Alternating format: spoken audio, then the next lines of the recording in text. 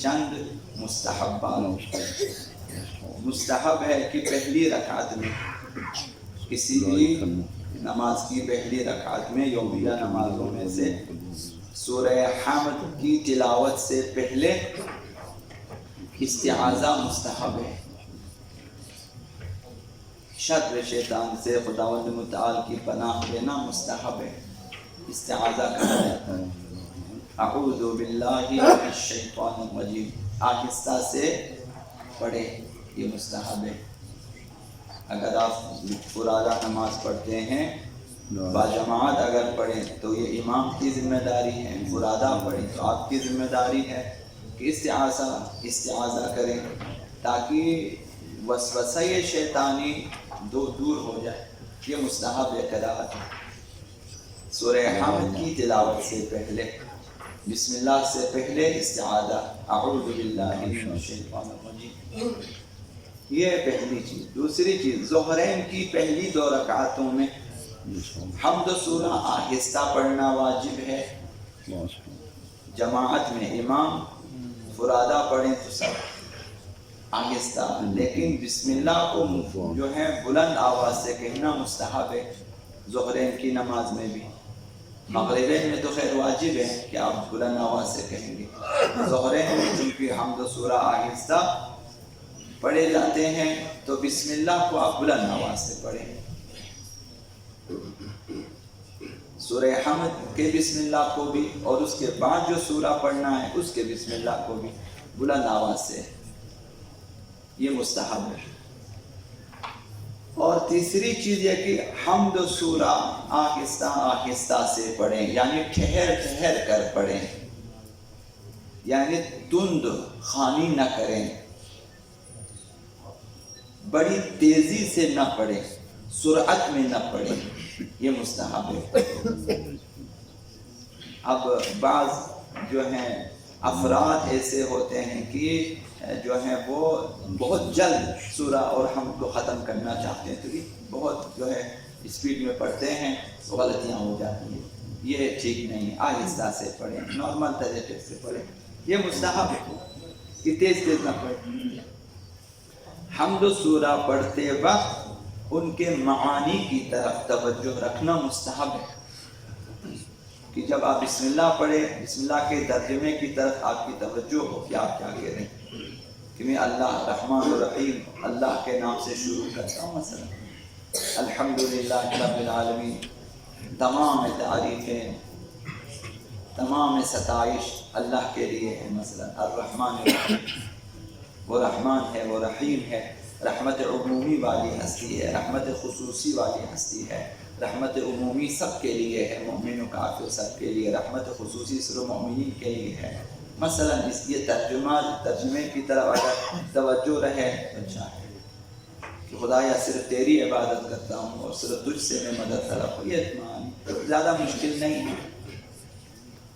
آج کل تو دنیا بھر کی زبانیں لوگ سیکھ رہے ہیں، جگہ جگہ بورڈ لگے ہوئے ہیں کہ یہاں پہ آپ جرمن سیکھ سکتے ہیں، یہاں پہ آپ چائنیز زبان سیکھ سکتے ہیں، یہاں پہ آپ انگلش سیکھ سکتے ہیں، یہاں پہ آپ ایک کہیں بھی نہیں لکھا ہوا کہ یہاں پہ آپ آ کے مثلا عربی سیکھ سکتے ہیں، کہیں نہیں لکھا ہوگا.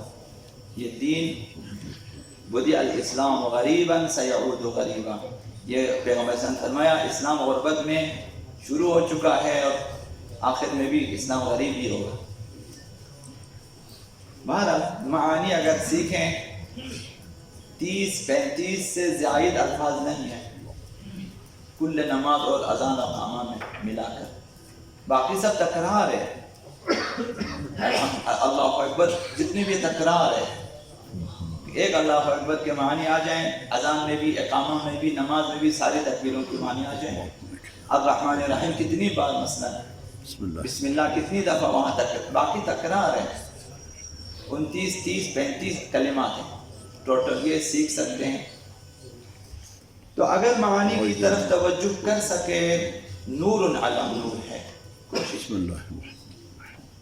5ویں چیز نماز جماعت میں جب امام جماعت سورہ حمد کی تلاوت ختم کرے تو مأمومین کے لیے مستحب ہے کہ وہ الحمدللہ رب العالمین کہے.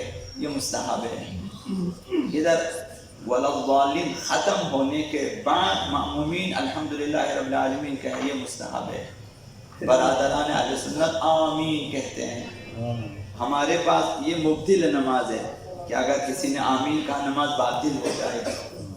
हमें इसकी जगह हमें अल्हम्दुलिल्लाह रब्बिल आलमीन कहने का हुक्म है, मुस्तहब है, वाजिब नहीं है। ये ज़्यादातर लोग जो है बिस्मिल्लाहिर्रहमानिर्रहीम जो पढ़ता है उस वक्त अल्हम्दुलिल्लाह होता है। ये जो है ज़ोहरैन की नमाज में चूंकि पता नहीं चलता कि सूरह हमद की तिलावत ख़त्म हो चुकी है, तो जब बिस्मिल्लाह पढ़ते हैं तो पता चलता है कि सूरह हमद ख़त्म हो चुका है, लिहाजा वो उस नियत से पढ़ते हैं कि जो है सूरह हमद की तिलावत ख़त्म हो चुकी है, लिहाजा वो अल्हम्दुलिल्लाह रब्बिल आलमीन कहते हैं।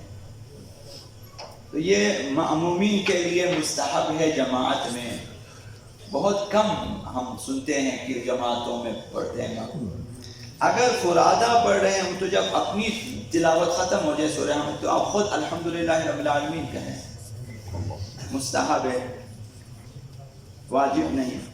सूरह कुल हुवल्लाहु अहद की तिलावत के बाद एक बार या दो बार या तीन बार कज़ालिक अल्लाहु रब्बी कहना मुस्तहब है।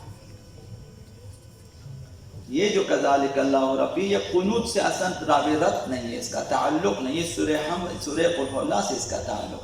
जब भी आप पढ़ें कज़ालिक अल्लाहु रब्बी कहें, ये सूरह कुल हुवल्लाह से। अगर पहली रकात में अगर किसी ने गलती से सूरह कुल हुवल्लाह पढ़ा और कज़ालिक अल्लाह पढ़ा कि पीछे से शोर आएगा, वो समझने का कुनूत पढ़ेगा, हालांकि कुनूत नहीं पढ़ना है।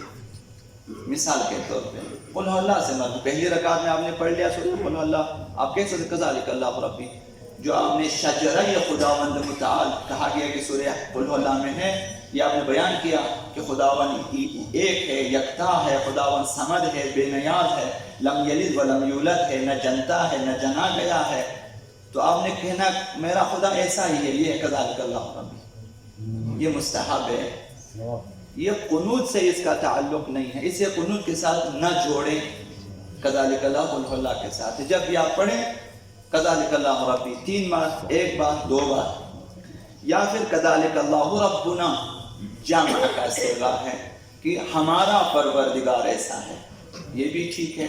कज़ालिक अल्लाहु रब्बी मेरा परवरदिगार ऐसा है, ये भी ठीक है। तो ये कुल हुवल्लाह के साथ है। सूरह कुल हुवल्लाहु अहद की तिलावत के बाद पहली रकात हो या दूसरी रकात हो, फर्क नहीं पड़ता। कज़ालिक अल्लाहु रब्बी मुस्तहब है, 1 बार, 2 बार या 3 बार।